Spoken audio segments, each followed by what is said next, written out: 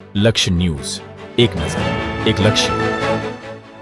વાવ જિલ્લાના ચાંદરવા ગામે દુકાનદારોનો અનોખો સંકલ્પ. વાવ જિલ્લાના વાવ તાલુકાના ચાંદરવા ગામે દુકાનદારોએ સમાજને જાગૃત કરવાનો અનોખો પ્રયાસ કર્યો છે. ગામમાં બાળકોમાં પડીકા ખાવાની વધતી જતી આદતને ધ્યાનમાં રાખીને દુકાનદારોએ સ્વૈચ્છિક રીતે આવા પડીકાઓની હોળી સળગાવી નાશ કર્યો હતો.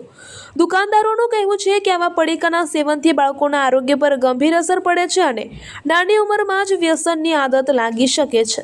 તેમણે જણાવ્યું હતું કે અમે કર્યાનું કે અન્ય સારી વસ્તુઓ વેચીને પણ કમાણી કરી શકીએ છીએ, પરંતુ બાળકોના સ્વાસ્થ્ય સાથે કોઈ સમાધાન કરી શકતા નથી.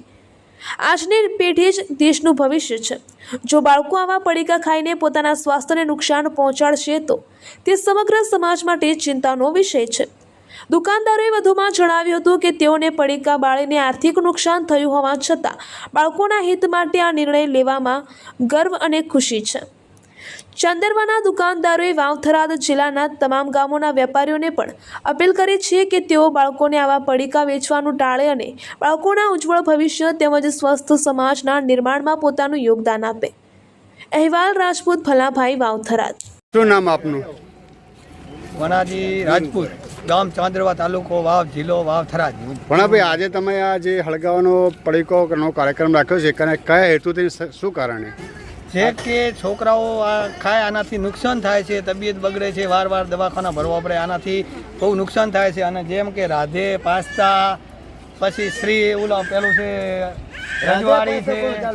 રજવાડી છે, આ જે ચાલુ ચીલર છે એનાથી નુકસાન થાય છે. એટલે અમે અમારી રીતે ગામની આજુબાજુના બધી શાળાની આજુબાજુના જે દુકાનો છે બધા સાથે મળી અને અમારી રીતે નિર્ણય લઈ અને અમે આ બંધ કરીએ છીએ અને આનો નાશ કરીએ છીએ. આજ પછી આનો વેચાણ કરશું નહીં.